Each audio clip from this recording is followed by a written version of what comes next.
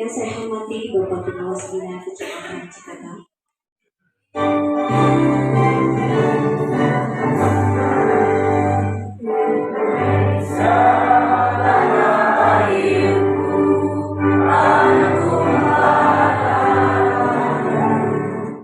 Assalamualaikum warahmatullahi wabarakatuh.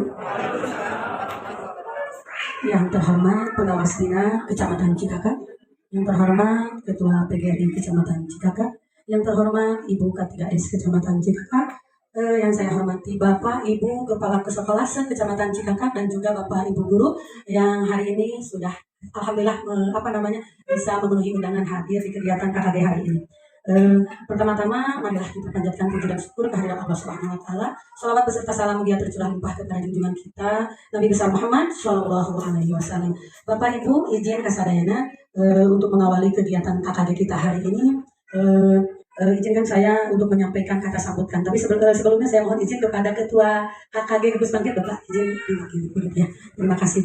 Bapak dan Ibu, agenda kita hari ini KKD hari ini ada dua mungkin ya. Ada dua. Yang pertama mensosialisasikan program guru penggerak Kecamatan Cikakak, dan kemudian nanti sesi kedua ada pembuatan kisi-kisi soal. Yang kami dapat CGP tidak melulu kami mau Sunda mah mau CGP kan CGP gitu kan ya, enggak. Apa yang kami dapatkan pencerahan dan sebagainya dari CGP ingin kita bersama mengetahui mengenai seperti kata pepatah tak kenal maka tak sayang. Sebelumnya sama Bapak Ibu berawal dari coba-coba kita waktu itu Ketua PGRI Bu Dewi ikut CGP katanya ya.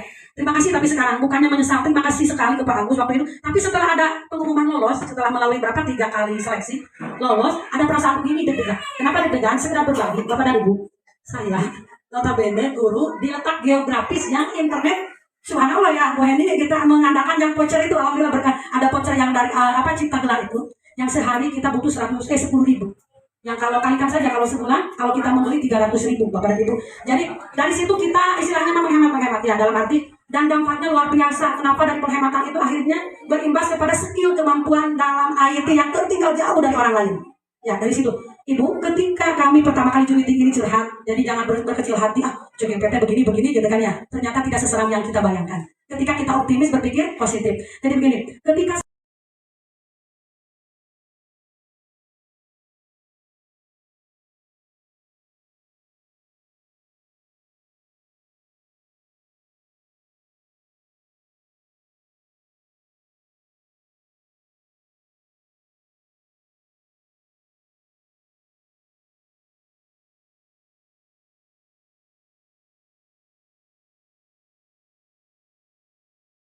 Assalamualaikum warahmatullahi wabarakatuh. Rabbana atina min ladunka rahmatan wa hayyi lana min amrina rasyada wa bishrah li sadri wa yassir li amri wa hlul 'uqdatam min lisani yafqahu qawli. Asyhadu an la ilaha illallah wa asyhadu anna Muhammadar Rasulullah. Allahumma shalli ala sayyidina Muhammad wa ala ali sayyidina Muhammad. Yang saya hormati Bapak Pengawas Bina Kecamatan Cikakak, Ketua PGRI Kecamatan Cikakak, Ketua KKG Gugus Gunung Sunda dan Gugus Bangkit, serta Bapak dan Ibu yang akan melaksanakan PI, juga Bapak dan Ibu guru yang pada hari ini berkenan hadir untuk mendukung rekan-rekan kita dalam acara penerapan budaya positif dari PGP, Program Guru Penggerak. Bapak dan Ibu, saya pribadi sebagai kepala sekolah ya merasa bangga yang luar biasa kepada rekan-rekan kita, Ibu Dewi Nursari. Kaitan dengan kemampuan mereka di lapangan. Terus berapa bahasanya apakah nyinyir dengan CGP atau berbangga? Contoh dia, ketika kami masuk ke luar, ya ada telepon CGP. Terus ngumpul dia CGP. Tadi Bu Dewi menyampaikan, sasapu nggak berisian ikut CGP. Assalamualaikum warahmatullahi wabarakatuh. Waalaikumsalam. Bergerak karena ini sepertinya butuh motivasi intrinsik dari dalam seperti yang tadi Bu Ali dan Pak Arif sudah kupas. Maka sebelumnya saya perkenalkan dulu ya. Mungkin semuanya udah kenal. Belum? Ya, perkenalkan saya Dewi Nursari. Jadi tempat saya bekerja adalah SD Negeri Gombong, Kecamatan Cikakap, Kabupaten Sukabumi. Kebetulan saya sekarang menjadi calon guru penggerak angkatan 6 ya. Salam kenal katanya ya, kita udah kenal. Baik teman-teman, jangan khawatir karena mungkin materi secara garis besar sudah disampaikan oleh teman saya tadi, Bapak Arif Solihin sama Bu Setiagus Nuain, entah salah menyebut nama. Untuk memotivasi interaksi tidak ada ice breaking, hanya saya mempunyai satu kata mutiara yang mungkin ini bisa ditanamkan dalam mindset kita dalam menghadapi tugas kita yang begitu berat ya, dalam mendidik anak-anak generasi bangsa gitu. Kata mutiara yang ingin saya sampaikan adalah orang-orang yang berhenti belajar akan menjadi pemilik masa lalu. Ya, kemudian orang-orang yang masih terus belajar akan menjadi pemilik masa depan. Bagaimana? Kita ingin menjadi pemilik masa lalu atau masa depan? Ya, berarti hari ini semangat? Semangat. Baik, sepertinya lagi makan tadinya mau nyanyi kayak kelas 1. Buka mulut, ketawa 3 kali. Paling seneng itu kelas 1. Jadi mereka yang tadinya lari-lari langsung duduk pengen nyanyi yang itu. Kenapa Pak? Nah, mau bilang kebiasaan makanya itu di cancel. Ngaceleng gitu ya. Baik Bapak dan Ibu, koneksi antar materi ada. Jadi masih boleh. Jadi kumpulan tugas ya. Kita lihat di sini kumpulan tugas selama 2 bulan yang kami jalankan Bapak dan Ibu tercover di dalam portofolio digital. Dan hari ini kalau ini semua disampaikan maka sampai tutup. Jadi kami mengambilkan esensinya saja. Gini ya. Bapak dan Ibu tadi materi yang disampaikan oleh Pak Agus tentang apa coba? Flashback lagi karena lupa. Materi yang disampaikan oleh Pak Arif oleh Pak Arif tadi apa coba? Lihat mulai. Restitusi. Ada yang lain? Hukuman. Ada lagi? Motivasi. Itu bagian di dalamnya Bapak dan Ibu. Modul 1 itu sampai kepada modul 1.4 yang anakan 4. Untuk yang tadi Pak Arif sama ini. Untuk tadi titik 1.4 adalah penerapan budaya positif. Tapi saya tidak akan membahas itu karena segitiga restitusi sudah disampaikan sama Bu Ani juga tentang keyakinan kelas hanya yang ingin digarisbawahi begini. Paling 20 menit bisa, tapi ada oleh-oleh untuk pulang. Sudah itu. Kenapa saya mengambil koneksi antar materi yang secara garis besar ada di modul 1. Nah, terpampang di spanduk ini Bapak Pendidikan yang luar biasa yang mungkin tadi oleh teman-teman kelewat. Jadi saya ingin mengulas kerangka berpikir atau dasar berpikir dari Ki HD. Apa Ki HD teh? Ki Hajar Dewantara. Bapak dan Ibu terlihat tidak tulisannya di layar? Kita sama-sama menyamakan persepsi. Kita menggali apa sih kerangka berpikir yang sekarang dijadikan seperti tujuan yang ingin dicapai dalam pendidikan di Indonesia. Ya, menurut KHD pendidikan adalah memberi tuntunan terhadap segala kodrat yang dimiliki anak-anak kita ya untuk mencapai keselamatan dan kebahagiaan yang setinggi-tingginya, baik anak kita sebagai manusia pribadi atau sebagai lembaga masyarakat mungkin seperti itu. Nah, mungkin di sini masih bingung apa itu menuntut. Kalau dianalogikan seperti ini, kita semuanya apalagi ibu-ibu pernah punya anak gitu kan, anak yang lagi bahasa Sunda nama leleng halu belajar berjalan.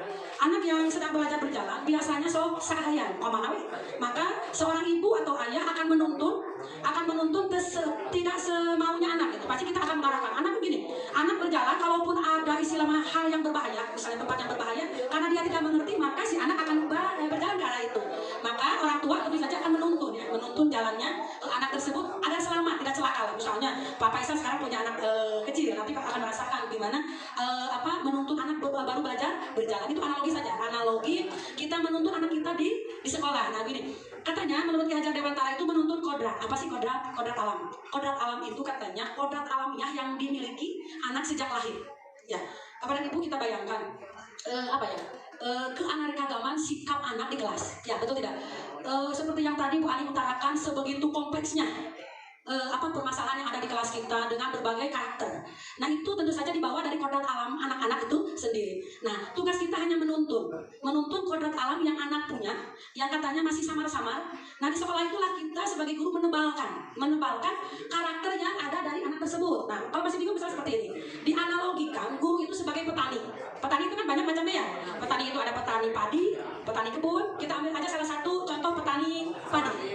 Nah, guru atau petani hanya bisa menuntun bagaimana padi itu tumbuh dengan cara apa?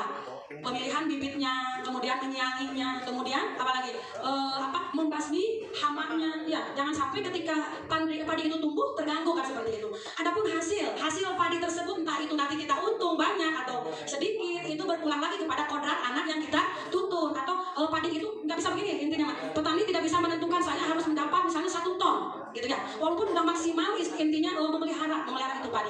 Nah balik lagi ke kita, kenapa saya penting ini sebelum masuk ke materi, ingin mindset kita sama, karena gini Pak, Bapak dan Ibu pasti sama dengan saya, ada idealitas sebelum saya menemukan modul ini, ada idealitas yang kukuh kekeh, naon anak ini gitu, jadi ada pemikiran sampai ke rumah, betul tidak? Merasakan ada seperti itu, melihat anak nakal, ya Allah besok mau di mana ini anak ini kan gitu.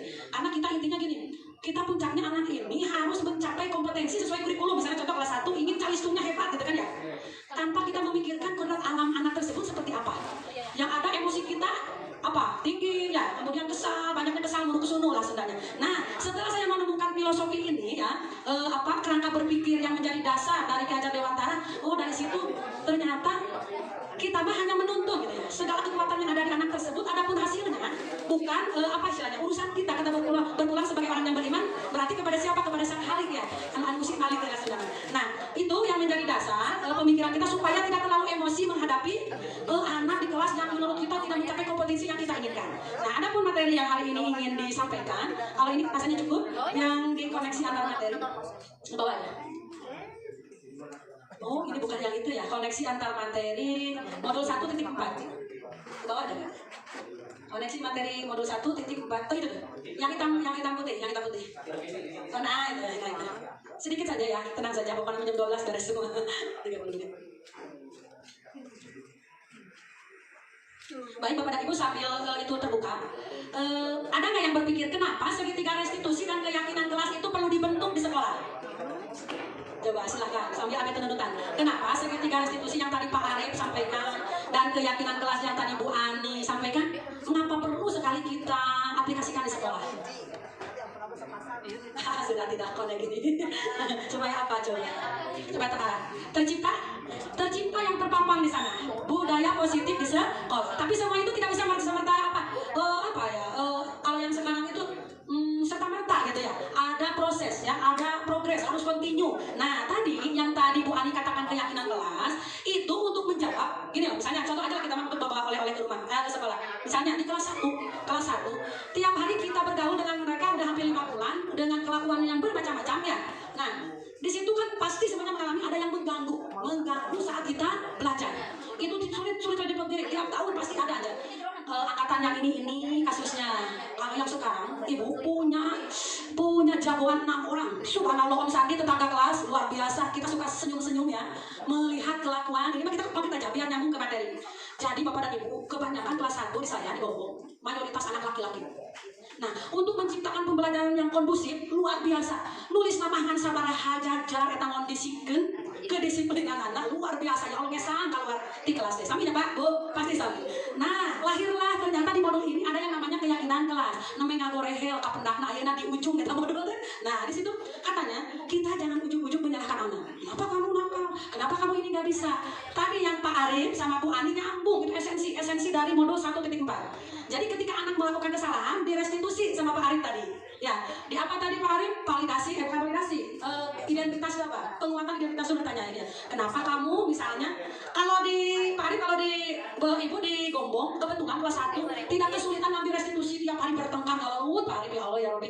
Nah, itu kita tanyakan dulu. Jadi jangan serta-merta dihukum ya Pak Arif. Kamu berdiri ngengkek di depan dulu sekarang kamu tuh si Yunun. Muncul Ibu misalnya udah lama tidak dipraktekkan itu. Misalnya Sugianto ke depan, pegang kuping kamu berdiri. Ikutan dia. Wah, tidak efektif itu. Pas baca modul ini keong, refleksi kita apa yang kita lakukan ya. Jadi kita tanyakan, kenapa misalnya di abdi mah ditojos untuk patlok anu sebut eta budak kongkoengan. Atuh pan nyeri nya ujung patlok ditojos ditaros ka payunan Bu Ani abdi mah teu rek di kolingan heula nya. Teu di kolingan suka ku bade shooting teu. Pas ditojos kitu dipanggil ka payun da boboakan. Kenapa Ayu tadi Jaki dicolok bukan dicolok, dicolok apa powernya udah dicolok pensil. Dan ibu cenah ngarebut penghapus urang. Kenapa Ayu nggak boleh ngasih pinjam? Panges letih kelas, cenah ulah itu ulah pinjam dan kojos atau di kongkoengan. Balik lagi ke keyakinan kelas, kita tanya kalau dicolok, apa sudah dicolok berbahaya enggak? Nah dari situ kita mulai keyakinan kelasnya itu restitusinya bukan keyakinan kelas. Berbahaya enggak? Berbahaya. Ketihan tadi Jaki ketihan. Besok mau diulang lagi enggak? Gitu. Terus kita bilang. Jadi anak tidak mengulangi lagi perbuatannya itu bukan karena dienggekkan atau dikasih tulisan yang banyak, tapi dia mengerti bahwa itu berbahaya. Dari situ dia tidak mengulangi. Itu tadi yang materi paling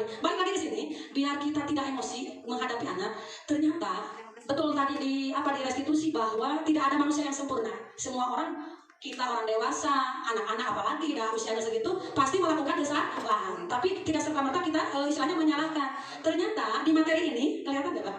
Yang kebutuhan belajar anak, udah lah, dikit beres ya. Enggak, lupa alif di atau Pak. Kebutuhan belajar, kebutuhan dasar manusia. Di sini ada. Enggak ada ya? Ini Bapak dan Ibu mohon maaf tidak bisa connect, harusnya materinya ada semua di sini. Tapi nggak apa-apa lah, kita coba karena ini mengefisiensikan waktu. Yang penting pulang ada gambaran bahwa keyakinan kelas tadi yang tadi Pak Andi utarakan terbentuk karena sikap yang terjadi di kelas. Misalnya, tadi Abi mah dalam laki hunkul kalau lupa, maka Abi kadang mau keyakinan kelas menghormati yang tadi Pak Andi menghormati teman, tidak bertengkar punya yang seperti itu menjadi acuan. Maka satu lagi kelas satu lalu Abi ripuh Ibu Bapak, mundi penten ngagimu. Sanes saling bau lah kebaik dan yang udah bau nama ripuh ngap di acos Ibu ieu urang heula nu ieu urang heula da ada panggil lu didinya da aya urang heula. Nah, di situ lahirlah keyakinan kelas. Jadi pas besoknya anak-anak kira-kira kalau seperti itu ya kita tanya dulu keyakinan kelasnya. Apa mengganggu gak? Bikin lama gak? Ibu betul jadi lama nih itu cos karena soca gitu ya. Nah di situ besok kita sepakat. Apa disepakatnya? Besok menunggu giliran budayakan antri. Siap dong? Siap. Pas lagi bunda kita besok itu anak lupa ya. Datang lagi ke bangku. Keyakinan kelas hari ini apa? Kata ibu tadi. Kita antri kan? Iya. Diuk siapa? Diuk jadi ibu oke. Aduh kamu di warga ya. Nah itu keyakinan kelas. Nah ternyata yang memotivasi atau anak melakukan suatu tindakan, tentu saja punya motif. Ya betul nggak? Tidak serta-merta berbuat seperti itu. Jadi sebagai guru kita harus berusaha keras menelaah motif anak-anak tersebut melakukan apa kesalahan yang yang melanggar nilai-nilai kebajikan mungkin ya yang kita harapkan itu karena ada motif gitu. Motifnya apa? Nah ternyata di modul ini ada yang namanya kebutuhan dasar manusia. Coba gimana? Satu dulu. Ada yang satu. Apa yang pertama? Kebutuhan dasar manusia adalah bertahan hidup. Nah, kita nanti dibaca aja lagi juga, nanti bisa searching di Google ya. Ini hanya sekilas bahwa kebutuhan manusia yang pertama adalah bertahan hidup. Nah, yang di tengah ya, nah itu bertahan hidup. Mungkin kalau dihubungkan dengan anak kita di kelas, bukan bertahan hidup, ingin punya rumah. Apa lagi misalnya di situ ada Bapak kebutuhan bertahan hidup apa aja kriterianya tuh? Kesehatan, rumah, makanan gitu ya. Nah, mungkin kalau di kelas kita menyajikan apa? Suasana pembelajaran yang kondusif ya, yang mendukung anak untuk belajar itu kebutuhannya. Kemudian yang kedua adalah kasih sayang. Nah, saya paling senang membahas ini. Kenapa? Awalnya saya melihat anak yang tanda kutip kurang disiplin gitu ya, merasa apa ya, gemes gitu ya, naon sih kata teh hese, terus asal nama tobat atau jangan isukan itu gitu dari ibu gitu. Enggak loh, itu salah refleksi itu dari modul ini. Ternyata ada kebutuhan dasar yang tidak anak tersebut penuhi. Mayoritas di kampung abdi atau anu jadi power di kelas ditelaah kunaon budak eta mending kabinatna di kelasnya. Ternyata dilihat dari latar belakang keluarga emang dia sewaktu di rumah itu menerima kekerasan yang hayu gitu. Ya kayak di TikTok ini orang Indonesia jangan membuat kesalahan gimana gitu ya. Kalau orang luar negeri gimana mungkin yang nonton TikTok seperti itu. Ternyata bapak dan ibu kalau melakukan kesalahan dicanakeun pager hiji diundang anak-anak teh. Aya di rumah urang kieu, aya di sekolah kasep saya teu neurah Bu. Kudu nama meureun kitu pampir punya. Ternyata kebutuhan dasar kasih sayang yang dia harusnya dapatkan tidak terpenuhi. Akhirnya di kelas ya gitu. Ya Allah brutal Masya Allah gitu. Nah sekarang ada triknya setelah itu mungkin oleh-oleh bisa adopsi. Kita ambil rangkul ke depan, jadi ujar teh kunaon tapi bari dina teh dirangkul sirahna diusapan eta mun lelenean kana kelek Bu. Kana kelek mending jaleungkeun jadi kurang kieu di rumah. Ini oleh-olehnya ya. Jadi kita praktek. Jadi kieu lain atuk aya nama kabudak eta teh jadi karunya. Dia tidak mendapatkan kebutuhan dasar kasih sayang tersebut dari orang tua. Da budik budaknya anak awi budak kan dusuk ka ditunya abi kan ningali beureung ya Allah gitu. Next nah ini ke penguasaan ya. Kalau penguasaan kebutuhan apa mungkin untuk kita juga ya. Kita ingin diapresiasi prestasi mungkin ya. Ada pengakuan tentang suatu pencapaian. Nah ini penguasaan kebutuhan dasar tentang pengakuan akan kemampuan. Nah itu mungkin kembali kepada pribadi masing-masing. Apakah itu oper pengen diakuinya atau biasa-biasa saja. Next kalau anak mungkin bukannya apa kira-kira? Kalau penguasaan pengen jadi superior di kelas ya. Yang jadi pangmana contoh misalnya nih. Yang rapi sekarang berdoa untuk pulang mungkin doa. Itu yang merasa superior, nengel kamu tadi kurang disebut tapi kudek yang berdoa puas karena dia mungkin ke situ mungkin ya gitu. Next, nah ini kebutuhan kebebasan. Kebebasan di sini dalam arti bukan negatif ya tanda kutip. Kebebasan dalam hal otonomi kepada diri kita menentukan pilihan. Kita tidak mau disetir oleh orang lain mungkin ya. Harus apa ya? Mandiri gitu kan ya. Nah itu silakan dibahas saja untuk kebutuhan akan kebebasan.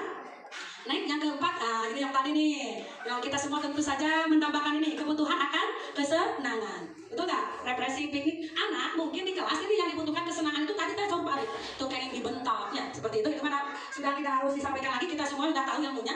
Intinya kita harus menciptakan pembelajaran yang menyenangkan. Jadi intinya ketika anak melakukan suatu perbuatan, maka kita lihat dulu motifnya, kebutuhan dasar apa yang tidak mereka penuhi. Mungkin dari situ lahirlah rasa bijak ya. Kita juga lebih mendekati mereka, lebih berpihak kepada murid tadi ya. Nah seperti itu. Mungkin hanya itu ya, tidak ada lagi ke bawah.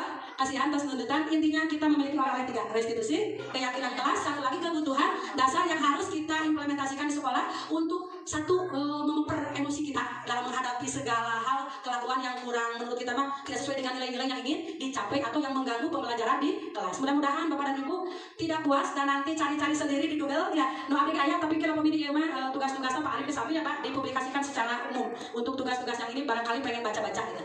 Demikian mungkin mohon maaf udah kayaknya sudah tidak connect mudah-mudahan tapi ada sedikit yang bisa dibawa pulang. Terima kasih. Wassalamualaikum warahmatullahi wabarakatuh.